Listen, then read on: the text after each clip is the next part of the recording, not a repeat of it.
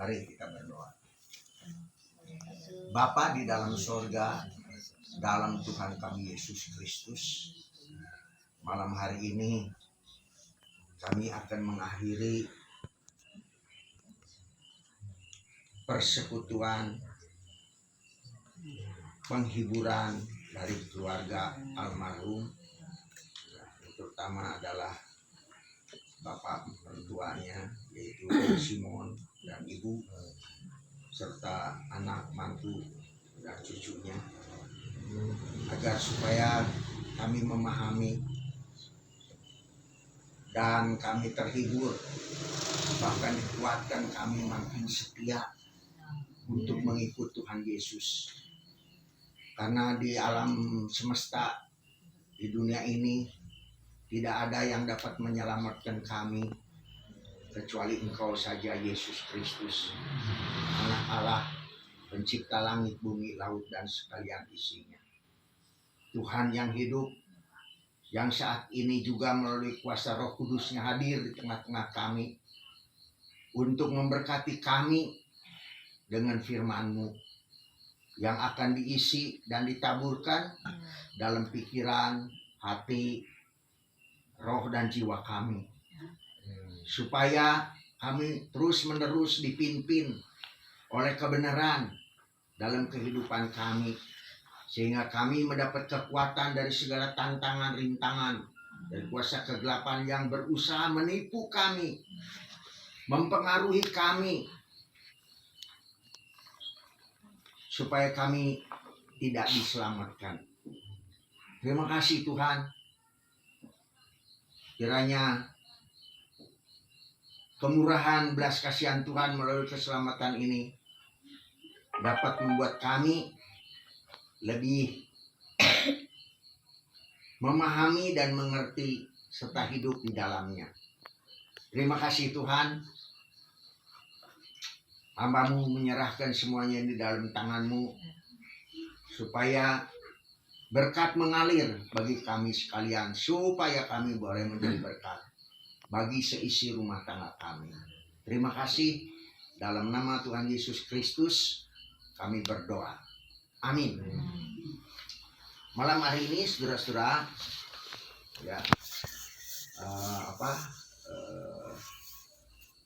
belajar kebenaran firman Tuhan ini, saya pakai metode atau sistem atau cara begitu, yaitu menurut gereja yang mula-mula, ya, yang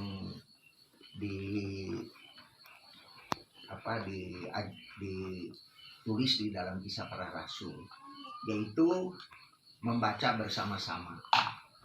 Nah, di gereja sering dilakukan, tapi di sini biasanya kebaktian begini jarang. Tapi saya lebih baik menggunakan ini karena kenapa? Karena lebih banyak diberkati setiap orang yang membaca begitu. Ya. Oleh karena itu, saudara, yang akan kita pelajari pada malam hari ini dari firman ini yaitu mengenai sejarah jatuhnya manusia dalam dosa. Nah, ini banyak yang tidak tahu, orang Kristen, dan juga banyak yang lupa. Sehingga Kristen ini dialihkan sistemnya kepada agama. Karena Kristen itu sebetulnya bukan agama. Kristen itu adalah manusia yang dipanggil oleh Allah untuk belajar tentang kehidupan yang sesungguhnya. Jadi tidak ada sangkut pautnya dengan agama.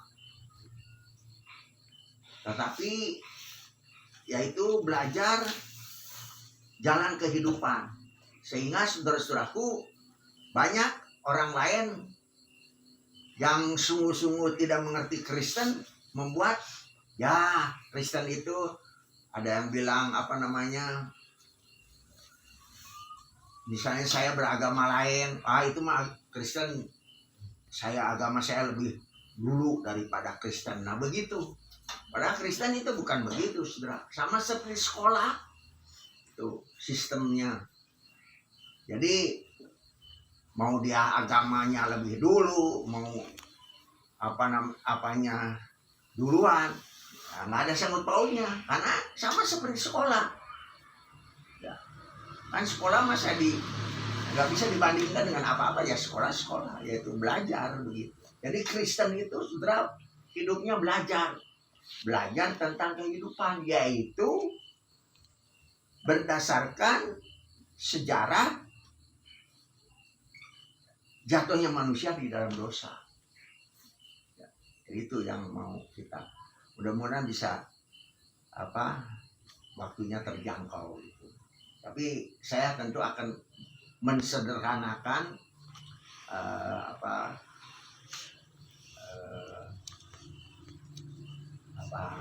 tujuan daripada pelajaran ini.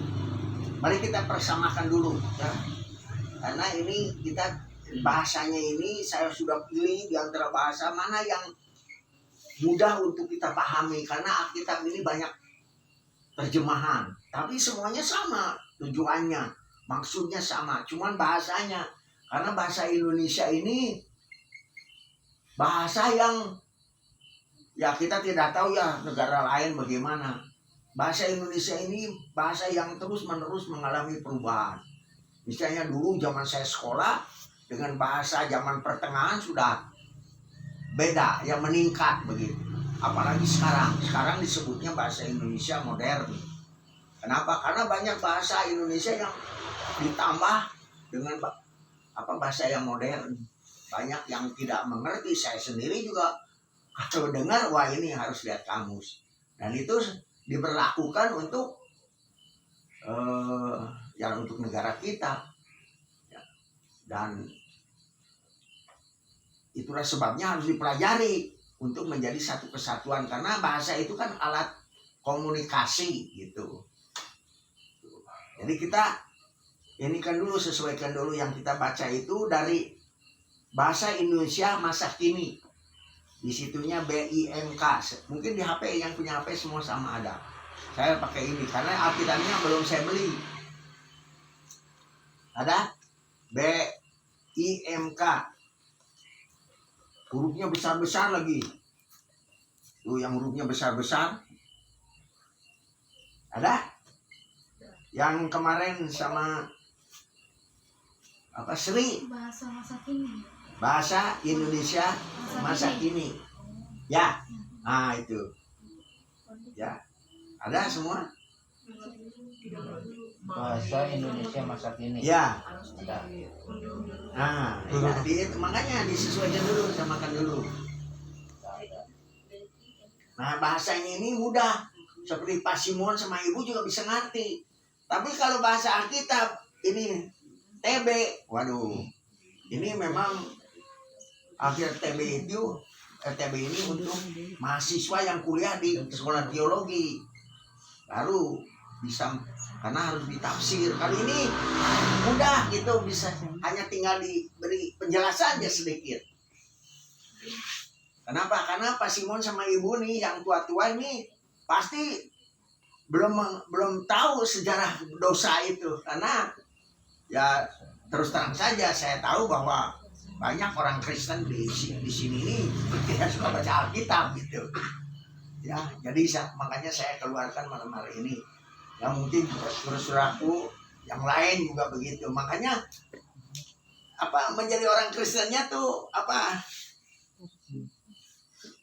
nggak stabil gitu, nggak itu, jadi mundur maju karena nggak paham, nggak memahami. Kalau sudah paham, waduh, beruntung kita jadi orang Kristen. Ya, sekalipun berat, sulit, tapi beruntung.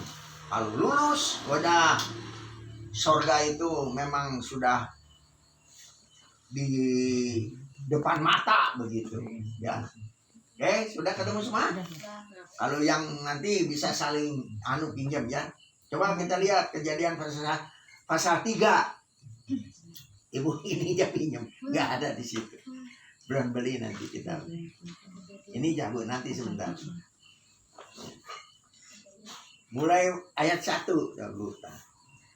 Mulai ayat 1 ya. Nanti kita berusaha dijelaskan yang perlu karena waktunya singkat.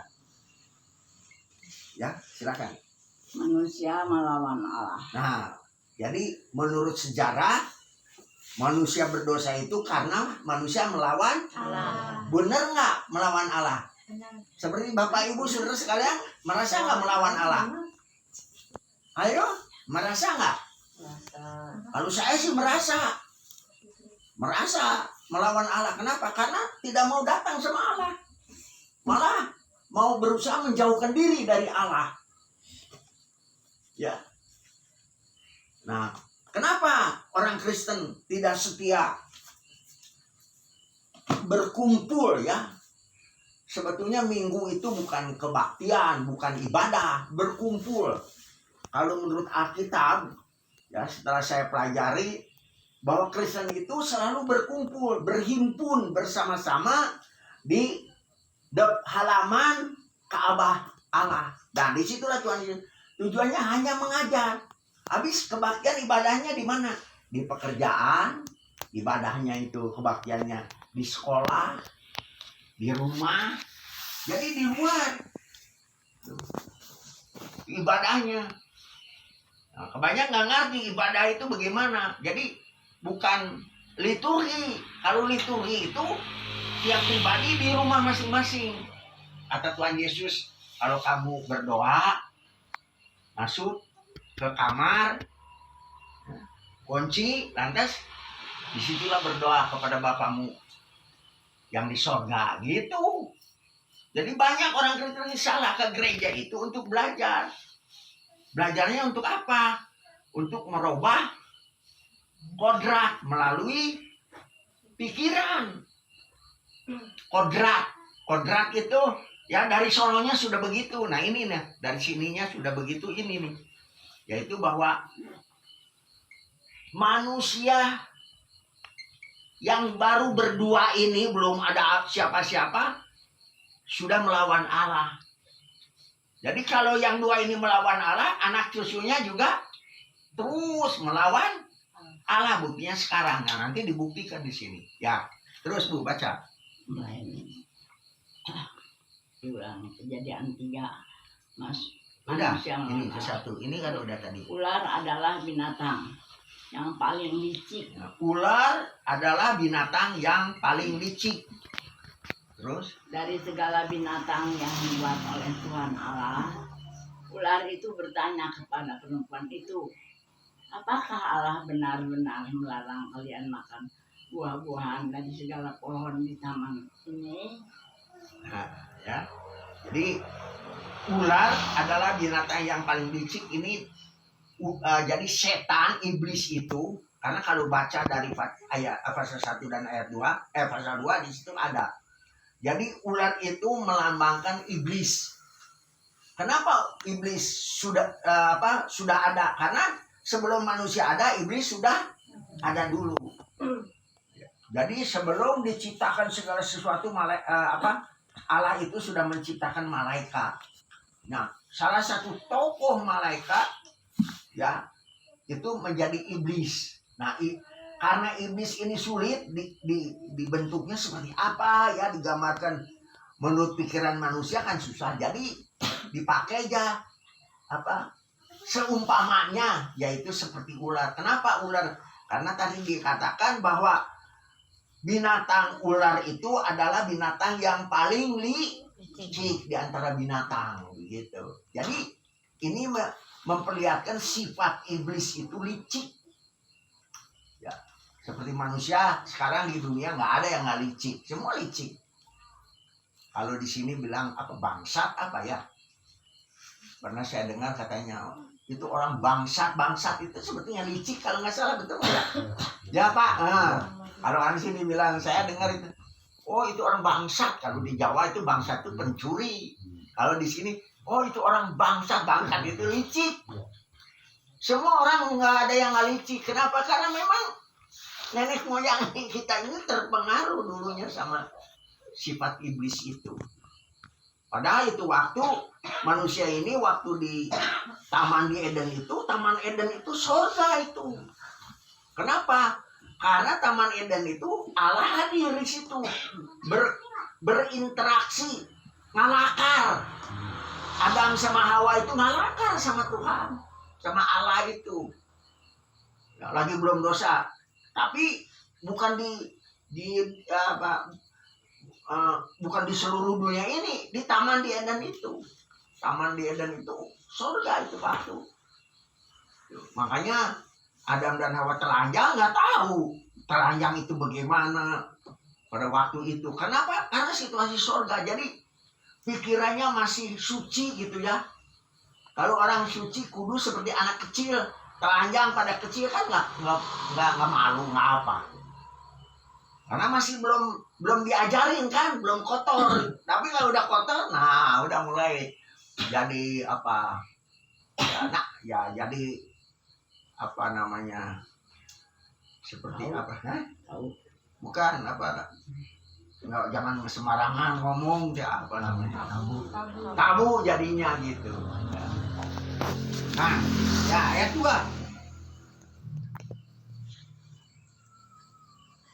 Ayat 2 siapa? Ya, ini. 2, kami boleh makan buah-buahan dari setiap pohon di dalam taman ini, jawab perempuan itu. Nah, jawab perempuan itu. Jadi kata perempuan, kami boleh makan buah-buahan dari setiap pohon di dalam taman ini, jawab perempuan itu. Jadi ini perlawanan manusia kepada Allah itu karena begitu manusia, tadinya kan manusia itu dibentuknya itu di luar Taman Eden. Waktu mau manusia itu diciptakan, dibentuk, itu Tuhan membuat dulu Taman Eden, taman di Eden, bukan Taman Eden, sebut Taman di Eden. Jadi Taman di Eden itu sorga gitu, ya. Buat dulu, buat manusia, manusianya dibuatnya di luar Taman di Eden. Yaitu ambil tanah setelah dibentuk, lantas roh Tuhan dimasukkan ke dalam tubuh. Terus roh itu masuk ke dalam tubuh tanah itu, lantas tanah itu, roh itu bekerja, ya, jadi apa? Jadi usus, jadi otak, semua itu dikerjakan oleh roh Allah itu di dalam. Jadilah manusia itu hidup. Sudah hidup, dibawa ke Taman Eden. Jadi bukan di Taman Eden manusia itu diciptakan, tapi di luar Taman Eden. Jadi manusia itu memang itu waktu biarpun dari tanah ini tubuhnya pada waktu itu karena di sorga, jadi tidak akan mengalami kematian, tidak akan mengalami pembusukan, tidak mengalami tua begitu. Ya seumur kan Adam dan Hawa itu dilahirkan dari Allahnya kan, dibentuknya ya dibentuk karena Allah yang membuat, boleh katakan yang melahirkan lah. Allah itu kan bukan nyusu dulu enggak kan, langsung sudah jadi umur 30 tahun kurang lebih lah. Seperti Tuhan Yesus kan mulai melayani umur 30 tahun, jadi sudah besar begitu. Enggak dulu dinenin dulu, enggak apa kan gitu. Jadi setelah itu di Taman Eden itu ada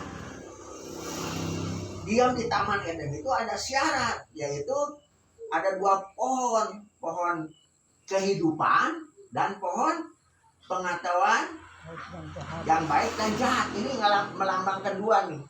Pohon kehidupan itu adalah Tuhan Yesus itu kan pohon hayat. Nah, itu di sini di dalam Alkitab itu disebutnya pohon itu pohon hayat. Yang ini pohon pengetahuan yang baik dan jahat. Jadi pohon hayat itu melambangkan Tuhan Yesus. Kalau pohon ini melambangkan ya si licik itu. Makanya saudara, ini pohon hayat ini nanti akan untuk orang yang selamat, yang diam di sorga nanti harus selalu makan pohon hayat, buah pohon hayat ini. Karena buah pohon hayat inilah yang membuat tubuh ini tetap seumur 30 selamanya gitu, kekal. Tapi kalau mau memakan pohon jahat dan baik itu, ya itulah nanti di neraka. Gitu. Ya. Jadi ini ngejelasin dari sini dulu. Kenapa? Karena banyak yang nggak tahu. Jadi orang Kristen itu jadi ya nggak tahu. Jadi dikiranya agama ikut-ikut yang lain. Nggak ada, Kristen itu nggak bisa ngikut yang lain, dan yang lain juga nggak bisa ngikuti Kristen caranya kecuali menjadi orang Kristen. Gitu. Sebab satu-satunya ya tentang kehidupan ini hanya ajaran Kristen yang merubah kodrat. Yang lain agama tidak merubah kodrat, tapi merubah moral. Moral itu kayak di sini, kayak kalau orang sini bilang adat gitu. Kalau nggak benar kan disebut nggak beradat gitu. Tapi kalau baik kan adat gitu, beradat. Nah gitu. Kalau Kristen itu bukan belajar, bukan memperbaiki moral. Biarpun saudara sekarang tidak Kristen, tidak percaya Tuhan Yesus, tapi kelakuannya baik, tetap dosa. Kenapa? Karena dilahirkan dari yang berdosa. Dosa itu harus ada yang menyelesaikannya. Oleh karena itu, biarpun manusia sebaik apapun, tetap ada cacatnya, yaitu licik. Itu licik itu nggak bisa disangka lah. Semua pun mengakui. Sekarang pun udah jadi Kristen yang harus masih dilawan itu ya soal licik itu. Makanya kitanya harus pakai senjata apa? Firman Tuhan. Ya, terus jadi kami boleh makan buah-buah dari setiap pohon. Nah ini tadi saya ngasih jelas tentang pohon itu di taman itu. Ya, itu patokan di situ tuh, untuk menguji manusia. Kenapa manusia diuji? Karena manusia itu bukan yang sering saya katakan, bukan Allah bukan menciptakan seperti boneka gitu atau robot pakai remote gitu. Enggak. Manusia itu kan segambar dan serupa Allah diciptakannya. Jadi segambar dan serupa Allah. Segambar itu komponennya manusia itu ada pikiran, ada perasaan, ada kehendak. Nah ini komponen Allah ini yang ada di manusia itu, bukan kuasanya, komponennya. Ya, pikiran, perasaan, dan kalau Allah sekarang pikiran. Ya, pikirannya bisa menciptakan segala. Manusia juga kan punya daya cipta, betul nggak? Ya, ini misalnya bikin ini kan dicipta. Dulu waktu pas umur 20 tahun ada nggak ini? Belum ada. Nah, baru ketemu. Jadi punya daya cipta, makanya segambar dengan Allah. Punya pikiran, punya perasaan. Manusia itu kan punya perasaan nggak seperti binatang. Kalau binatang itu kan kalau lagi kecil dia bisa merawat anak, tapi udah besar kan dimakan aja tetap. Tapi kalau manusia nggak kan punya perasaan. Itu. Kemudian nah yang ketiga ini punya kehendak itu bebas. Dia menentukan dirinya sendiri, bebas. Makanya manusia itu waktu jatuh di dalam dosa, bebasnya ini yang hidup.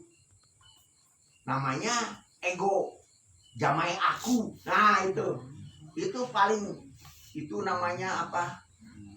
Monster raksasa yang terbesar dalam hidup manusia, yang terus-menerus harus diperangi, harus diperjuangkan sampai susah itu. Makanya saya udah jadi pendeta nih, sering saya sampaikan, udah 45 tahun. Kalau 40 tahun dah saya mati masih ke neraka. Untung yang 5 tahun ini sudah belajar banyak, baru saya bertobat. Kira Bapak itu pendeta yang baru 5-6 tahun sudah bertobat? Belum tentu. Mesti puluhan tahun. Itu pun kalau benar-benar dia menyerahkan hidupnya sama Tuhan. Artinya keinginannya itu makin lama makin hilang, baru bisa. Jadi kalau mau betul-betul bisa ngalakar sama Tuhan, keinginannya harus mati. Tidak boleh ada keinginan. Hanya Tuhan saja, baru bisa ketemu, bisa ngalakar sama Tuhan. Gitu. Jadi sebetulnya jadi orang Kristen itu harus ngalami. Kalau saudara jadi Kristen belum ngalakar sama Tuhan, nggak mungkin bisa ketemu sama Tuhan. Kenapa? Jangan salah. Tuhan orang Kristen itu Tuhan yang hidup. Kalau yang lain Tuhannya cuma jelaskan. Bisa nggak mereka menjelaskan? Ajaran agama itu Tuhan itu nggak boleh dijelaskan. Kalau jelaskan namanya murtad. Kalau Kristen boleh diminta. Coba jelaskan Tuhannya begitu. Dijelaskan. Dibuktikan. Satu-satunya yang bisa membuktikan bahwa Allahnya itu ada hanya Kristen. Nah, Bapak Ibu Saudara belum mengalami. Ya. Nah, itu. Terus 3. jadi rupanya nggak kabur. Terus Kecuali dari pohon yang ada di tengah-tengah taman. Allah melarang kami makan buah dari pohon itu ataupun menyentuhnya. Jika kami melakukannya, kami akan mati. Nah, ini kata siapa nih ngomong ini? Si jawab perempuan itu di ayat 2 tuh. Kata perempuan itu. Kan si iblis bilang tadi apa? Ular, ada licik, dari segala binatang yang dibuat oleh Tuhan Allah, ular itu bertanya kepada perempuan itu, apakah Allah benar-benar melarang kalian makan buah-buahan dari segala pohon di taman ini? Pinter tuh ya licik nih. Jadi ngomonginnya, oh kamu nggak boleh makan buah. Habis mau makan apa? Kan Adam dan Hawa itu di sorga itu makannya hanya buah-buahan. Itu yang disediakan. Ya mungkin buah-buahannya ya sempurna.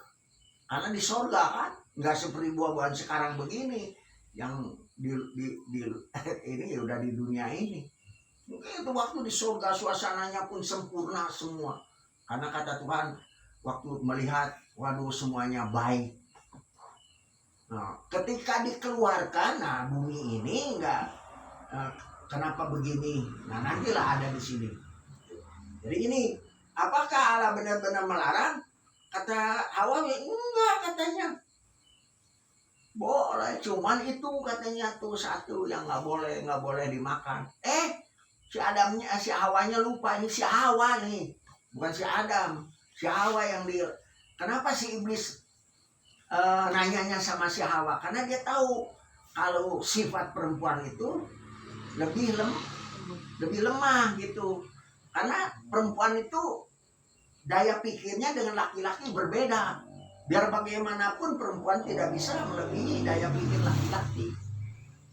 Oleh karena itu laki-laki harus jadi kepala rumah tangga. Karena daya pikirnya beda. Makanya suka kelahi terus dari rumah tangga itu. Perempuan ingin lebih dari laki-laki. Laki-laki nggak bisa. Memang dia sudah diciptakannya begitu. Itu sebabnya. Terus coba 4. Ular itu menjawab, itu tidak benar. Kalian tidak akan mati. Si iblis udah kurang ajar ya. Masa? Kenapa tuh waktu dia ngomong mempengaruhi pikirannya?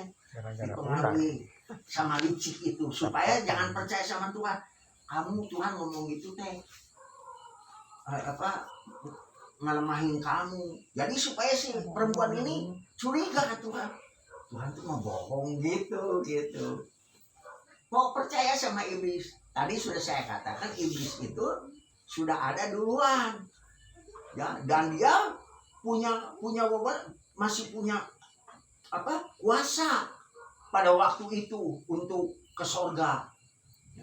4.000 tahun namanya dia masih bisa tinggal di sorga berkeliaran. Nah, taunya dari mana? Coba baca kitab Ayub. Kitab Ayub kan Allah tanya, setan mau kemana kau? Enggak, aku sedang lihat-lihat ini orang-orang yang saleh katanya. Lihat enggak katanya Ayub? Lihat katanya. Itu masih bisa komen. Kenapa? Karena pada waktu itu iblis belum bisa dibuktikan bahwa dia berdosa.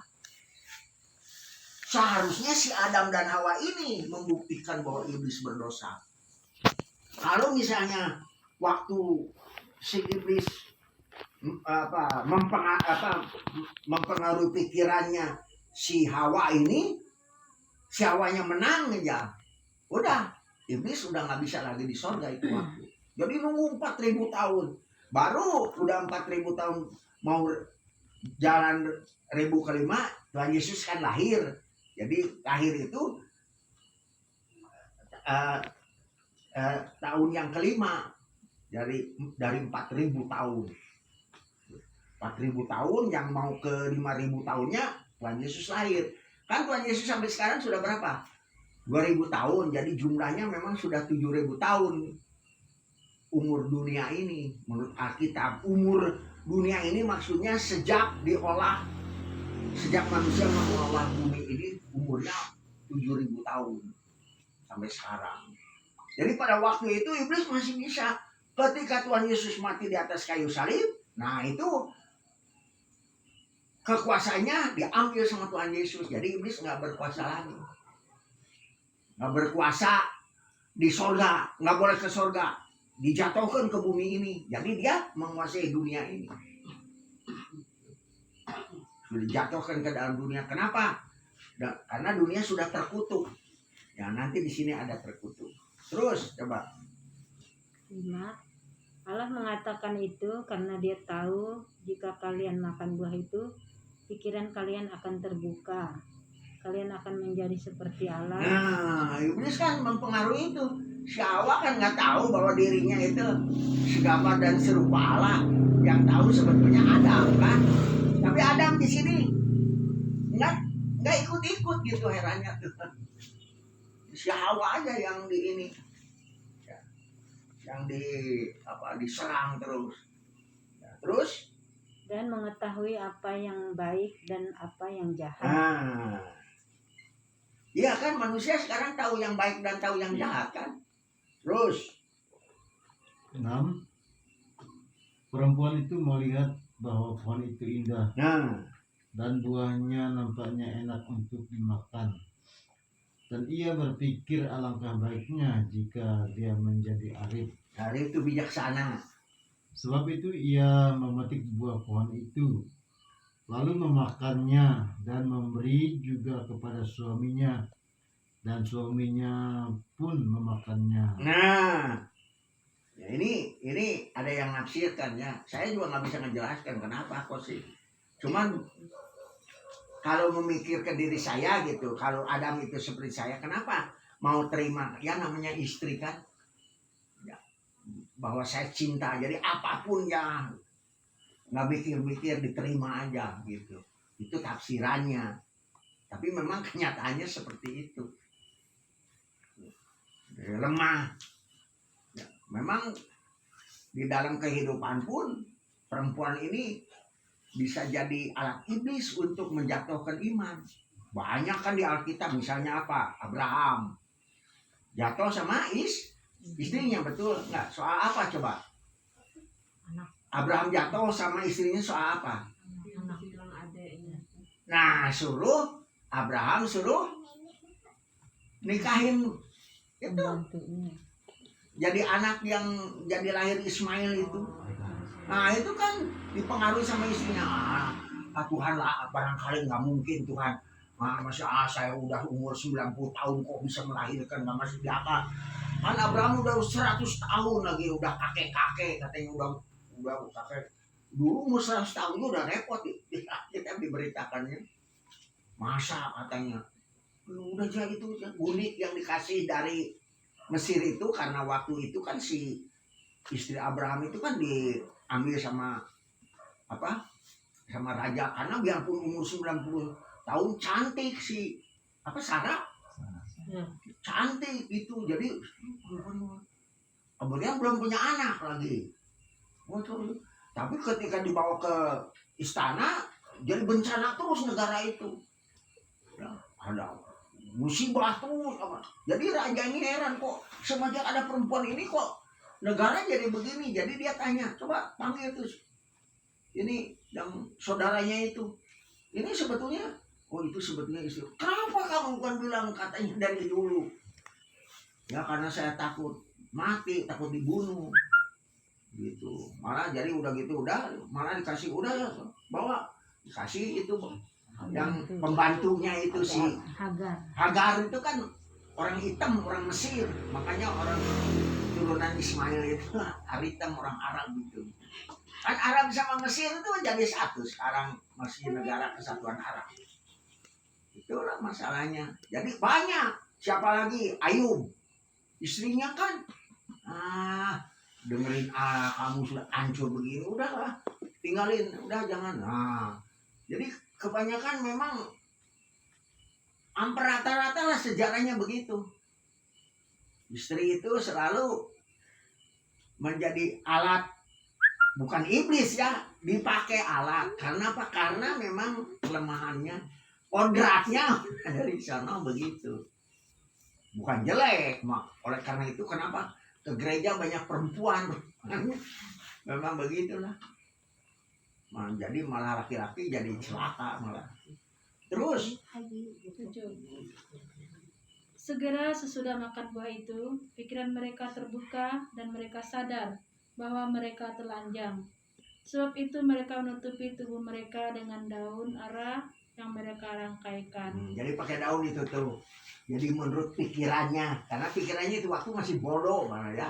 Itu terus sama daun. Terus Petang itu mereka mendengar Tuhan Allah berjalan di dalam taman, lalu mereka berdua bersembunyi di antara pohon-pohon supaya tidak dilihat oleh Tuhan. nah kan sampai sekarang ya, makanya disebut manusia selalu takut sama Tuhan, bukan takut sama iblis. Kalau sama iblis takut manusia itu, tapi sama Tuhan nggak takut. Betul nggak Pak, Bu? Bahwa manusia itu lebih takut sama setan daripada sama Tuhan, betul nggak? Coba sama iblis sampai tunduk-tunduk ya, kasih sesajen, menghormati dukun, dihormat-hormat ya. Wah udah. Tapi sama Tuhan coba jamai aku aja, bulan mau nggak jamai aku.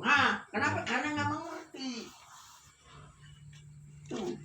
Makanya itulah dianggap agama. Padahal Kristen itu bukan agama, tapi sekolah kehidupan. Nah sekarang saya tanya, kalau sekolah itu harus selalu aktif kan? Namanya sekolah harus terus belajar. Orang Kristen itu selalu begitu. Kalau enggak, jangan haraplah ke surga. Nggak mungkin. Kalau mau ke surga itu harus dirubah dulu. Hidupnya dirubah, pikirannya dirubah. Yang bisa merubah itu firman Tuhan. Makanya saudara, kalau pikirannya nggak ada firman Tuhan sama sekali, mana bisa ketemu sama Tuhan? Sedangkan di dalam diri saja sekarang udah nggak bisa ketemu sama Tuhan. Dan masih lebih banyak lagi, lebih dalam. Nah, kalau mau lebih dalam, tahu nanti di PA. Nah mulai minggu ini akan mengupas masalah dalam-dalamnya orang Kristen. Saya sudah pelajari, waduh luar biasa. Orang Kristen itu luar biasa, tapi menderitanya luar biasa.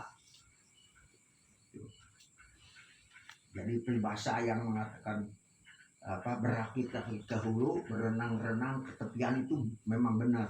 Bersakit-sakit dahulu, bersenang-senang kemudian. Memang itu terjadi di orang Kristen. Kalau ngerti, kalau saudara masih tetap ikut agama apalagi ikut-ikut, nggak semua orang Kristen juga ngerti. Kalau nggak belajar nggak mungkin. Ya itu aja. Makanya saya di gereja ini berubah metodenya. Saya lihat dari Kisah Rasul, begini. Jadi setiap orang Kristen itu harus ketemu secara pribadi dengan Tuhan Yesus.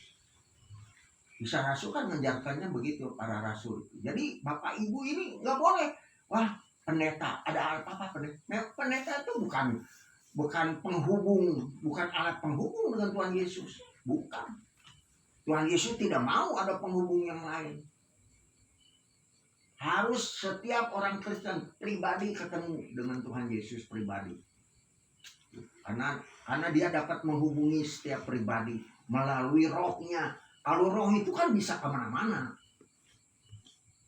Artinya bisa penuh gitu. Jadi roh itu kan misalnya seruangan ini bisa ada roh itu satu aja. Begitu. Makanya salah kita jadi Kristen. Coba kalau sudah ngerti, waduh jadi Kristen itu luar biasa. Menderita, tapi senangnya luar biasa. Kenapa? Karena begitu menderita makin kelihatan itu sorga itu. Tanpa menderita tidak mungkin dapat melihat sorga. Makanya ngaku-ngaku Kristen, kalau dilihat Alkitabnya nggak suka baca. Banyak pendeta. Dulu saya 30 tahun pendeta. Nggak suka baca tamat Alkitab. Enggak. Udah 30 tahun nggak tamat. Baru 20 tahun terus. Bisa sekarang udah baca sampai ada 15 kali. Lebih malah. Nggak dihitung-hitung. Jadi nggak. Kenapa? Karena saya pengalaman jadi pendeta itu. Ketahuan pendeta yang banyak baca Alkitab sama yang tidak itu ketahuan. Terus Yang 9, tetapi Tuhan Allah berseru kepada laki-laki itu, dimanakah engkau? Nah, ditanya. Ya, jadi kan sembunyi. Tadi saya katakan manusia itu waktu masih takut sama Tuhan. Jadi biarpun di sorga ya, di Taman Eden itu sorga itu ada pohon-pohon ya sembunyi. Nah, sekarang pun begitu manusia. Kalau jadi Kristennya salah, kan banyak yang sembunyi. Nggak ada yang takut sama Tuhan. Semuanya maunya melawan terus. Itulah raksasa kita itu, jamai aku itu yang menguasai hidup kita. Itu yang harus disalibkan. Kata Tuhan Yesus, kalau engkau mengikut aku, engkau harus mengikut salib tiap-tiap hari. Terus Rusia. mana? Boleh. Siapa? Terus? Rusi. Ya lewat ya. Rusi bisa baca? Yang bisa baca. Kalau yang tidak, oper sama yang bisa. 10? Laki-laki itu menjawab, saya mendengar engkau di taman. Saya takut, jadi saya bersembunyi karena pelanggar. Nah, jadi malu. Jadi takutnya tuh salah. Kalau sama iblis takutnya tuh menghormat, sama Tuhan itu takutnya melarikan diri kan sembunyi, nggak mau ketemu. Kan banyak orang Kristen nggak mau ketemu. Kenapa? Gereja itu tempat pertemuan. Karena di situ pusatnya belajar. Di mana belajar tentang Tuhan Yesus, di situ hadir Tuhan Yesus. Karena Tuhan Yesus berkata begini, 2 atau 3 orang berkumpul atas namaku, aku hadir. Jadi nggak hadir sembarangan, nggak hadir di warung, nggak hadir di mana, enggak. Hadirnya itu hanya di dalam hati. Dan tempat pertemuan itu tempat hadirnya untuk belajar. Jadi orang Kristen itu sebetulnya pelajar, anak sekolah sampai akhir mati, sampai sempurna. Nah sekarang ya, nanti Bapak Ibu boleh menyaksikan, apalagi yang tua-tua, nanti akan mengalami. Ya, betul nggak kata Alkitab? Nah sekarang aja di dunia nggak kenal Tuhan. Tahu Tuhan Yesus kenal? Tidak. Pernah ngobrol? Enggak. Kenapa? Karena dianggapnya iman. Bukan iman. Orang Kristen itu iman itu nggak iman seperti agama. Orang Kristen iman itu tindakan. Ada perbuatan itu. Ini nggak ada. Jadi harus sebelum mati. Makanya saya suka berdoa buat diri saya gitu. Tuhan, sebelum saya bisa ngalahkan sama Tuhan, tolonglah kasih waktu untuk hidup. Kenapa saya berdoa? Karena Alkitab mengatakan yang menentukan manusia mati dan hidup itu Tuhan Yesus. Di kitab Wahyu ayat berapa tuh? Pasal 1 ayat berapa? 12 lah. 18 ya? Tuh yang sering dengar. Yang menentukan mati hidup manusia itu Tuhan Yesus. Kuncinya ada di Dia. Jadi misalnya ini bandal aja dia, tinggal di itu aja. Pulang, bukan pulang. Suruh keluar, suruh. Langsung kemarin dikhotbahin tuh sama Pak Asmadi. Jadi dianggap orang kaya, orang Kristen tuh dianggap miskin. Miskin itu begini. Dia itu sudah tidak punya apa-apa. Semua yang dia miliki Tuhan punya. Gitu. Orang Kristen maka dianggapnya miskin. Miskin itu bukan berarti melarat atau tidak kaya, bukan. Miskin itu karena semua yang dia punya Tuhan punya. Kenapa? Karena dirinya sudah Tuhan punya. Apa yang saya punya ya Tuhan punya. Makanya disebut digambarkan orang miskin. Begitu. Kalau sekarang Bapak Ibu belum merasa miskin, merasa aduh ini punya aku, udah. Biar bagaimana juga nggak bisa ketemu sama Tuhan. Nggak bisa. Kalau di dunia aja nggak ketemu, masa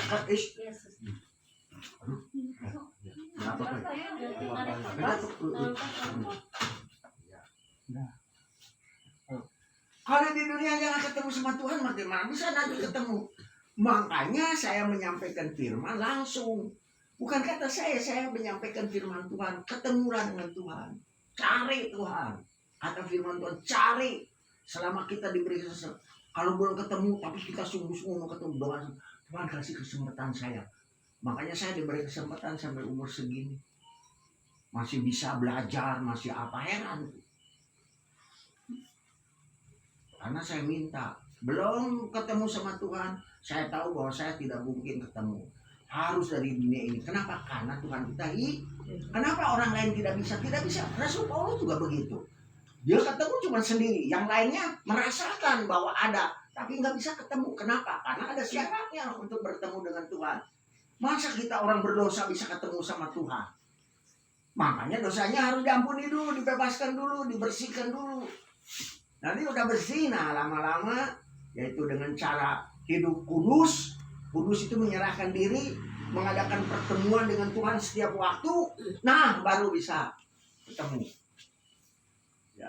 Jadi ini saya kasih tahu nih, yang udah umur 50 itu lebih baik bertobat aja. Kesempatan masih ada 20 tahun untuk cari Tuhan. Cari Tuhan itu nggak bisa sehari 2 hari, puluhan tahun. Saya 30 tahun masih belum ketemu Tuhan. Jadi pendeta juga bohong. Ya khotbahnya bohong. Berdasarkan pengetahuan dari sekolah, bukan berdasarkan Alkitab. Sekarang makanya sistemnya berdasarkan Alkitab. Terus Tapi Akyong kan, anak Akyong. udah nggak ada. Mana Akyongnya? Mau baca tadi? Akyong. Mesti suka dengerin firman dong. Mau selamat enggak? Aduh, saya kasihan sekali saya ini, betul. Ya banyak orang nggak ngerti jelasin saya. Aduh, apa sih? Dikasih. Ya itu ada di sini juga kita dikasih beruntung. Ada di dalam Alkitab perumpamaan. Dia beli tanah, digali, ada mutiaranya, dia kubur lagi. Lantas dia jual barangnya semua untuk beli tanah itu. Nah, sampai nggak punya rumah, asal kembali aja rumah itu. Kenapa? Karena dibongkar di situ banyak mutiaranya. Nah, begitupun Kristen itu seperti itu. Kenapa? Karena kekayaan kita nanti di surga. Ini sih belum tahu ya. Tahu nggak? Wari bahwa ada langit baru bumi baru, percaya nggak? Dari mana tahu? Nggak pernah baca. Coba lihat Wahyu pasal 21. Ada nggak Alkitab situ yang bawah? Ada ya? Di HP. Atau pakai HP? Wahyu pasal 21. Ini kasihan kalau nggak tahu. Mana bisa ke situ kalau kita nggak terima Tuhan Yesus dulu, nggak bisa masuk ke situ. Karena tempat suci kudus. Kalau kita terima Tuhan Yesus, kita hidup itu disucikan, dikuduskan. Makanya tiap datang kebaktian itu belajar menyucikan dan mengkuduskan hati. Ada? Wahyu 21 ayat 1. Coba baca. Lalu aku melihat langit yang baru dan bumi yang baru. Nah, jadi ada langit yang baru dan yang ini akan hancur beserta dengan orang yang tinggal di dunia ini. Makanya saya sampaikan kasihan. Bacanya Alkitab saya baca 20 kali itu. Alkitab ini perjanjian baru, dipelajari betul-betul. Kenapa? Karena saya ingin selamat. Nah, jadi saya bagikan, bukan disuruh, bukan. Aduh kasihan kalau nggak bisa ke surga mau diri sendiri, mana bisa. Harus kudus dulu, harus suci dulu. Kudus suci menurut Tuhan, bukan menurut kita. Asal kita berbuat baik ke surga, siapa yang mau bawa ke surga? Mana di Alkitab nggak ada janji itu. Orang yang yang takut akan Tuhan, orang yang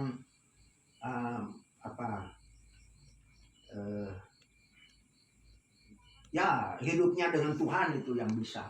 Mulai dari dunia ini. Nah ini makanya keselamatan ini juga banyak yang nggak ngerti keselamatan itu apa. Coba yang udah sering dengar apa artinya keselamatan. Ya, usaha Tuhan mengembalikan manusia kepada rancangan semula. Rancangan semula itu Kejadian pasal 1 ayat 26. Coba Pak Sebadi tolong Kejadian 1 dan 6. Biarin ya, supaya jelasin kemana-mana. Nah itu rancangan. Jadi kita itu harus seperti ini. Nah nanti saya kasih contoh yang bagaimana yang orang yang seperti dikembalikan lagi. Coba. Kejadian 1:26. Ya. Kemudian Allah berkata, sekarang kita akan membuat manusia yang akan menjadi seperti kita. Stop. Kemudian Allah berkata, sekarang kita, jadi itu baru rancangan belum. Nanti jadinya itu di Wahyu, di kitab Kejadian pasal 2 ayat 8 itu bentuknya. Nah itu baru sudah jadinya. Tapi komponennya itu dirancang dulu. Nah coba baca apa rancangannya. Dirancang. Jadi di apa ya rancang itu ya? Mas Madi tolong jelaskan dirancang itu di apa? Dibuat pola dulu. Nah dibuat pola dulu. Jadi nggak langsung manusia, jadi dirancang dulu. Gimana ya buat manusia begini? Ya apa coba? Begini katanya, coba. Akan menjadi seperti kita dan menyerupai kita. Nah, mereka akan berkuasa atas ikan-ikan, burung-burung dan segala binatang lain, baik jinak maupun liar, baik besar maupun kecil. Ayat 27. Udah, 26 aja itu. 26. Yang ke-27 itu mulai mau melaksanakannya. Jadi manusia itu diciptakan menurut, kalau di TB itu segambar dan serupa. Kalau yang baru itu segambar, rupa, enggak serupa, rupa dan mencerminkan. Jadi serupa itu dari TB itu disebut mencerminkan sifat Allah. Jadi manusia waktu pertama diciptakan adalah menggambarkan. Apanya yang digambar? Komponennya. Apa komponennya? Pikiran, perasaan, dan kehendaknya. Ini komponen manusia. Nah, kemudian rupanya itu mencerminkan sifat Allah. Sifat Allah itu tahu bagaimana? Apa sifat Allah? Kasih. Kasih, mengasihi. Makanya kalau orang misalnya di dalamnya ada kasih Allah, orang itu sehat selalu. Kenapa? Karena kasih Allah itu roh Allah yang dulu dihembuskan sama Allah ke dalam kita. Artinya sehat itu artinya terpimpin lah gitu hidup. Matinya pun bermartabat, tidak jelek, tidak sia-sia, bermartabat. Itu matinya juga. Nah, itu kan kasihan ya, Bapak Ibu nggak tahu, makanya dikasih tahu ini. Itu, jadi bukan karangan pendeta, tapi semuanya dari Alkitab. Karena Alkitab ini firman Tuhan, artinya perkataan Tuhan, perkataan yang menciptakan kita ini. Dan disuruh-suruh memang benar. Manusia itu kan punya pikiran, punya perasaan, punya kehendak-kehendak, itu bebas milih. Ya, Bapak Ibu mau Kristen, mau agama apa, bebas sama Tuhan. Nah itu kehendak. Jadi sekarang pun Bapak Ibu menjadi Kristen karena dipanggil, jadi dipilih sama Tuhan. Sebetulnya nggak sembarang orang bisa jadi Kristen kalau nggak dipanggil sama, cuman sayang dipanggil sama Tuhan, dileceh Tuhannya. Mungkin karena nggak tahu atau memang salah mendengar pengajaran Kristen. Makanya bagian pendeta yang harus meluruskan. Nah sekarang saya sudah meluruskan, tinggal yang menentukan pilihan kita itu. Padahal cukup jelas itu. Ya. Tadi apa satu lagi ayatnya tadi? Apa lagi saya? Ya. Kejadian Suruh cari ayat apa tadi? Tahu ya? kejadian Yang 1:26 itu udah. Jadi itulah rancangan manusia itu pertama. Tuhan itu merancang manusia itu dikembalikan. Nah, yang dirancang seperti itu siapa di dunia ini yang sudah dirancang? Tuhan Tuhan Yesus itu. Jadi kita itu harus seperti Tuhan Yesus. Bukan Tuhan Yesus yang sudah naik ke sorga. Waktu Tuhan Yesus menjadi manusia di dunia ini. Waktu Tuhan Yesus menjadi manusia di dunia ini 100% dia seperti kita. Punya pikiran, perasaan, dan kehendak. Kemudian dia mencerminkan sifat Allah. Makanya mati di atas kayu salib karena kasih kepada manusia. Yohanes 3 ayat 16 coba. Karena begitu besar kasih Allah sehingga dianugerahkan anaknya yang tunggal, supaya barang siapa yang percaya kepadanya tidak binasa, melainkan beroleh hidup selama-lamanya. Tuh. Jadi Tuhan Yesus itu jadi orang Kristen itu punya kasih, berani berkorban untuk selamat, menyelamatkan orang lain, berani berkorban, berani diejek, berani dihina, berani tidak diakui sama keluarga, sama siapapun. Tetap saya mau ikut Yesus. Begitu. Kalau nggak begitu belum jadi Kristen. Jadi takut sama manusia mana bisa. Bukan takut sama Tuhan. Memang berat. Berat itu yaitu jamai akunya ini yang nggak suka. Yang sebetulnya nggak suka itu jamai aku itu. Keinginan. Ya, akunya itu. Nah, makanya perlu belajar itu yaitu untuk ngebasmi terus akunya itu oleh firman. Kalau oleh perkataan manusia nggak bisa, harus oleh firman. Ayo kita lanjutkan lagi, waktunya udah habis. Nggak akan selesai nih Pak, maaf aja. Terus berapa lagi? 11. Ya? 11. Ya. Siapa yang mengatakan kepadamu bahwa engkau telanjang? Allah bertanya, apakah engkau makan buah yang kularang engkau makan itu? Ya. Terus siapa lagi? Laki-laki itu menjawab, perempuan yang engkau berikan untuk menemani saya telah memberi buah itu kepada saya, lalu saya memakannya. Nah, ya, jadi istrinya itu beli buah. Itu tuh istri yang Tuhan kasih buat saya itu yang membuat. Tapi bagaimana? Wah, berarti Adam mau lepas tanggung. Nah sama seperti sekarang, banyak manusia nggak tanggung jawab sama hidupnya. Ya, juga nggak tanggung jawab, nggak ada tanggung jawab sama anak. Bagaimana tanggung jawabnya? Harus punya anak tuh harus bagaimana? Nggak ada. Tanggung jawab yang pertama itu sayang sama anak itu, anak harus diapakan? Kalau sayang sama anak, sayang yang sebenarnya harus diapakan? Diselamatkan. Yaitu melalui didikan. Kan nggak ada. Kenapa? Karena dirinya juga nggak selamat. Berarti nggak ada tanggung jawab. Kalau orang nggak selamat, nggak ada rasa tanggung jawab. Nah itu nanti waktu kita mati itu kan orang menghadap tahta pengadilan Allah, ditanya itu. Mau alasan apa sama Tuhan? Tuhan itu bukan lihat tubuhnya, lihat dah. Ini Bapak Ibu jangan salah ya. Di dalam diri kita ini ada CCTV Tuhan ada. Kenapa kan rohnya itu? Waktu Allah diciptakan rohnya dimasukkan kan ke dalam ini. Yang membuat tanah ini, tubuh ini dari tanah ini. Tanahnya jadi tubuh ini, itu kan roh dari Allah. Nah itu CCTV. Pada waktu kita mati, dia yang akan lapor. Mau apa? Kenapa? Karena nanti kan diputer nggak bisa dimatiin, diputer. CCTV kan dibukanya diputer. Jadi lihat kita juga, malah nanti kita, aduh, aku nggak tahu begitu. Oh itu aku melawan begitu, ketahuan nanti. Itu menghadap Allah itu. Jadi saudara, kalau orang mati itu bukan imannya yang ditanya, tapi apanya? Perbuatan. Alkitab semua selalu mengatakan perbuatan. Makanya Bapak Ibu coba kalau udah tahu begitu, bisa nggak kita ke surga?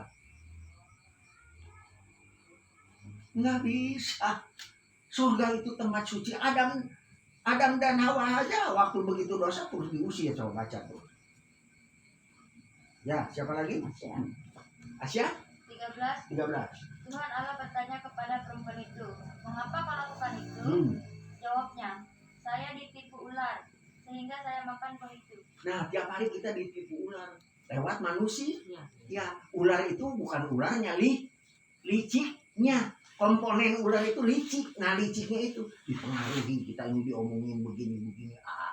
Nah, apalagi kita nggak baca Alkitab, udah ya. Nah, itu celakanya.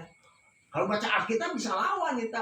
Udah nggak mau ketemu sama dia. Apa mempengaruhi saya aja. Terus.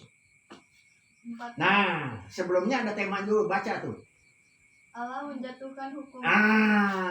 Karena makan buah itu tadi karena dia melawan Allah, kan temanya di atas bilang melawan Allah. Lantas melawan Allah itu yaitu Allah menjatuhkan hukuman. Coba apa? Terus. Sesudah itu Tuhan Allah berkata kepada ular itu, "Engkau akan dihukum karena perbuatanmu itu. Dari segala binatang hanya engkau saja yang harus menanggung kutukan ini. Mulai sekarang engkau akan menjalar dengan perutmu dan makan debu seumur hidupmu." Nah, ini siapa yang dikutuk nih? Ular itu siapa? Iblis. Lambang iblis. Iblis itu dikutuknya begitu. Kita nggak tahu ya yang bagaimana. Karena kita belum lihat ada ular makan tanah. Mungkin ularnya nggak kelihatan. Itu hanya itulah ilustrasi. Terus. 15. Engkau dan perempuan itu akan saling membenci. Nah. Keturunannya dan keturunanmu akan saling bermusuhan. Nah. Keturunannya akan meremukakan kepalamu, dan engkau akan menggigit tumit mereka. Siapa yang disebut keturunan ini? Keturunan siapa? Keturunan Hawa dan keturunan akan Nah, siapa itu? Yaitu Tuhan Yesus dengan keturunan Adam. Hawa kan Tuhan Yesus juga kan keturunan dari manusia. Karena dia menjelma jadi manusia. Nanti akan menghajar orang-orang yang keturunan iblis. Artinya keturunan itu kodrat. Yang kodrat Allah ya, akan menghancurkan yang kodrat iblis. Yaitu di dalam diri kita. Kalau kita terima Tuhan Yesus, maka kita akan menghancurkan kodrat dosa kita oleh keturunan Adam, yaitu Tuhan Yesus. Keturunan perempuan. Nah, ini nggak bisa dijelaskan, mesti lebih jelas lagi, mesti ada waktu. Udah, terus. 16. Lalu kata Tuhan kepada perempuan itu, "Aku akan menambah kesakitanmu selagi engkau hamil, dan pada waktu engkau melahirkan. Tetapi meskipun demikian, engkau masih tetap berahi kepada suamimu. Namun engkau akan tunduk kepadanya." Nah, namun engkau akan tunduk kepada suami. Ngerti nggak nih? Lalu kata Tuhan kepada perempuan itu, hukumannya nih karena dosa. Aku akan menambah kesakitanmu selagi engkau hamil. Semua perempuan hamil sakit nggak? Sakit. Kenapa? Karena jadi nggak bisa, biarpun Bapak Ibu baik, tetap hamil itu sakit. Berarti dosa itu nggak bisa diampuni oleh perbuatan baik.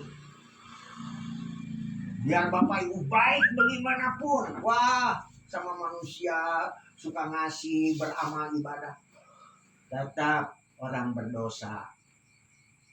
Sebab dosa itu harus ada yang menyelesaikannya. Masa orang berdosa nyelesain dosanya sendiri? Nggak bisa kan?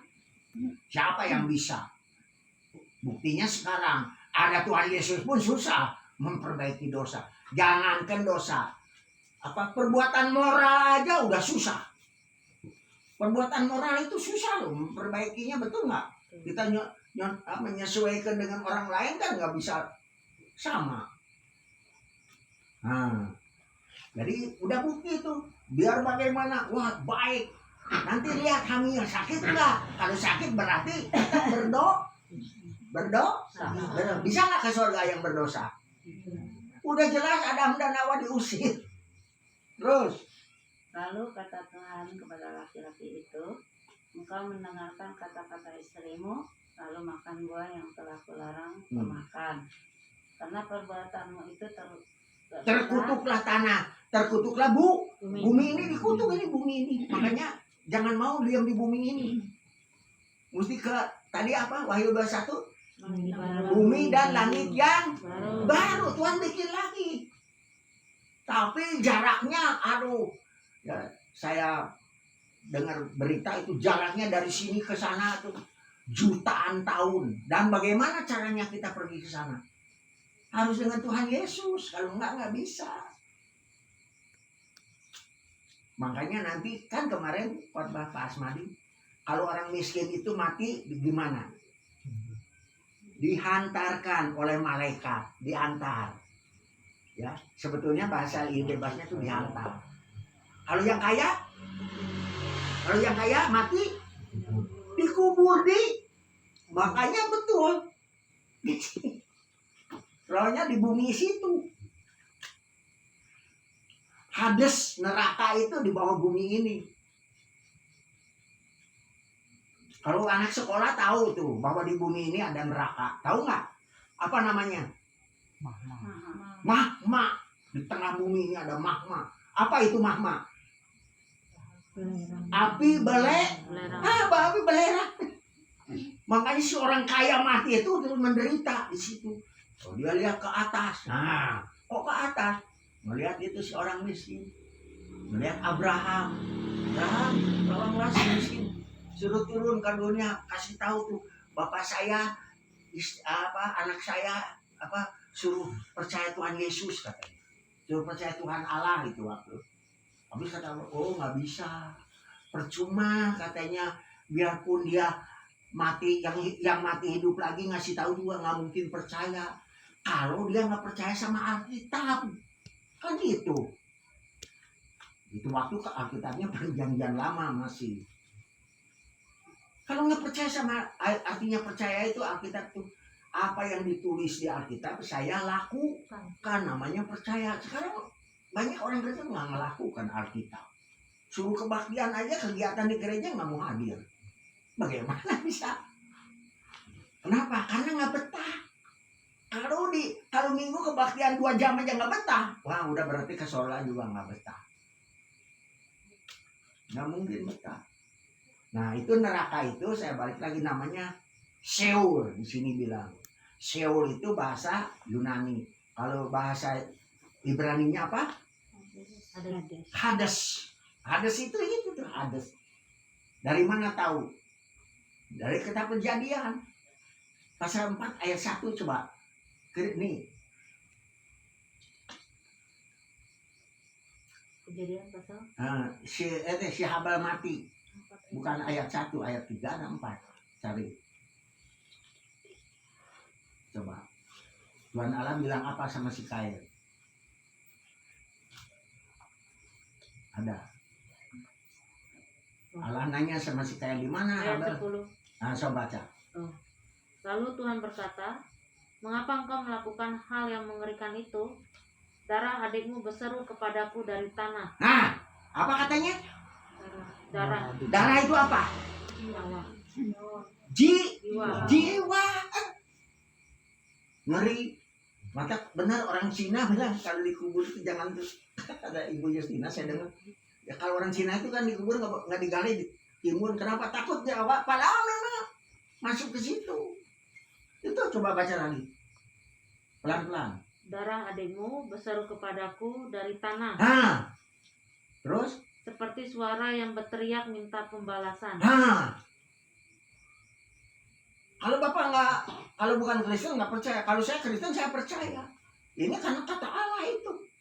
Itu kan Allah yang bilang begitu.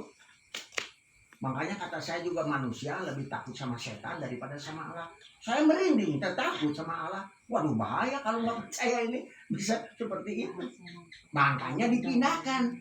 Jadi orang Kristen itu dipersiapkan di dunia ini untuk dipindahkan kemana? Ke langit baru dan di sana ada pemerintahan Allah. Jadi kita di sini harus belajar apa? Pemerintahan yang akan datang. Jadi orang Kristen itu di gereja itu belajar tentang pemerintahan nanti. Itu yang diajarin gereja harus begitu. Makanya saya sudah berubah sekarang. Khotbahnya bukan khotbah, belajar Alkitab. Kenapa? Karena saya nggak boleh. Bapak, Pak Rasman, tolong ya, saya mau ke surga, tolong saya. Nggak bisa. Harus sama siapa minta tolongnya? Langsung sama Tuhan Yesus. Nggak seperti agama lain. Begitu. Coba baca di Alkitab. Makanya harus belajar benar-benar. Kasihan Bapak Ibu, kasihan. Udah ngelihat yang mati, aduh, di luar Tuhan, waduh kasihan. Orang kalau udah nggak betah di gereja, berarti dia surga juga nggak betah. Kenapa? Karena gereja itu selalu memberitakan nggak ada kalau di gereja sekarang kota. Oh Bapak Ibu, sekarang harga teh berapa ya? Kopi berapa? Masa nggak ada khotbah begitu? Nggak ada kan, selalu firman. Untuk apa? Untuk merubah pikiran ini. Karena pemasukan perubahan hidup itu melalui ini kuping dan mata. Orang bisa makanya nggak boleh. Saudara, makanya saya pakai ayat ini supaya Bapak Ibu mendengar semua, baca sendiri. Kalau enggak, saya ngomong, harus bacakan. Udah dibaca sendiri, gitu. Maaf ya Bapak Ibu, waktunya pendek. Ini terlalu lama, tapi itulah Bapak Ibu terbeban. Beban ini membuat saya, padahal saya paling nggak senang banyak ngomong sebetulnya. Tapi karena beban ini, kasihan ini sama saudara-saudara. Cobalah mari kita bertobat, cari Tuhan, bisa ketemu. Kalau saudara nggak ketemu berarti Kristen bohong. Kecuali kalau saudara nggak memenuhi syarat, cuman harus memenuhi syarat untuk ketemu Tuhan. Karena Tuhan itu suci dan kudus. Kitanya pun harus dalam keadaan sikap suci dan kudus. Di mana bisa orang Kristen suci dan kudus hidupnya? Di mana? Coba sering orang bilang di mana? Kalau di gereja aja suci. Nah, jadi waktu di gereja hidupnya suci. Kalau di luar gereja kan ngomongin keruan. Marah apa di rumah? Sibuk marah apa kan enggak ada. Tapi kalau di gereja kan dari rumah marah datang ke gereja bisa nggak marah. Suami istri ini dari rumah tengkar. Ya saya ngalami. Datang ke gereja berhenti, pulang jadi akur. Berarti ada Nah itu maksudnya. Suci itu adalah kasih. Kalau orang punya kasih itu artinya suci. Kalau menurut Tuhan katanya sempurna. Orang yang sempurna itu orang yang mempunyai Kenapa? Karena manusia waktu jatuh di dalam dosa hilang kemuliaannya. Kemuliaan itu apa? Cermin Allah, yaitu kasih. Jadi harus itu dipupuk kasih. Dari mana bisa kita pupuk kasih? Di gereja, belajar di gereja. Makanya cari gereja yang ngajarin Alkitab. Jangan sembarangan gereja. Jangan ngeliatin Kristen sana sini. Lihatinnya Alkitab. Bener nggak cara Alkitab begini? Baru kita ikuti. Amin. Mari Bapak Ibu kita berdoa. Haleluya. Kita angkat pujian. Perbaharuilah. Ini kesukaan saya nih lagu. Karena saya selalu minta tiap hari diperbaharui.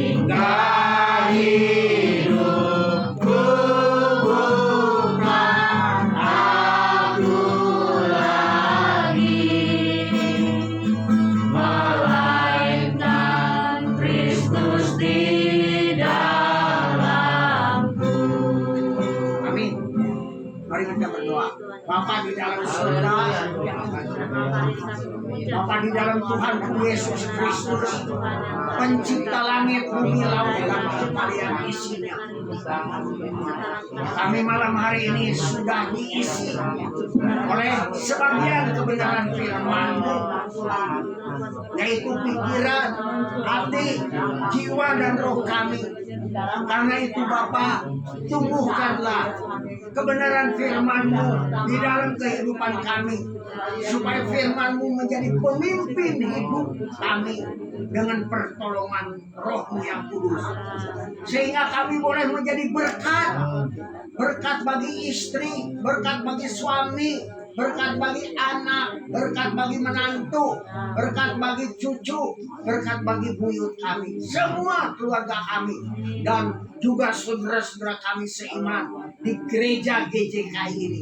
Jadikan kami saluran berkat ya Bapa, daripada firman-Mu yang telah Engkau taburkan, telah Engkau tanamkan di dalam hidup kami, supaya kami boleh bersama-sama pulang ke rumah Bapa, rumah yang suci dan kudus, di mana di sanalah yang sesungguhnya kami akan menikmati kehidupan. Terima kasih Tuhan untuk kesempatan ini. Oleh karena itu kami yang hadir malam hari ini, sekali lagi Bapa, mohon belas kasihan daripada Bapa, jadikan kami berkat bagi siapa saja yang kami jumpai. Kuatkan kami, lindungi kami daripada kuasa-kuasa kejahatan, kuasa-kuasa roh-roh jahat. Oleh kasih dan kemurahan-Mu membentengi kami Tuhan. Terima kasih Bapa di surga. Kami serahkan juga Bapak dan Ibu Simon di tempat ini sebagai orang tua dari keluarga ini. Jadikan berkat Bapak bagi anak, mantu, cucunya, semuanya, supaya semuanya bisa diselamatkan. Anak keselamatan hanya ada di dalam Tuhan Yesus Kristus, tidak ada di yang lain. Karena Yesus adalah Raja Penyelamat bagi semua umat manusia. Bapa di surga, terima kasih untuk kesempatan ini. Inilah kekuatan dan penghiburan kami yang luar biasa yang telah Tuhan tanamkan kepada kami untuk menjalani hidup tetap di dalam Tuhan kami Yesus Kristus. Terima kasih oleh karena kasih dan kemurahan-Mu yang menyertai kami. Kami berdoa, haleluya. Katakan semua, amin, shalom.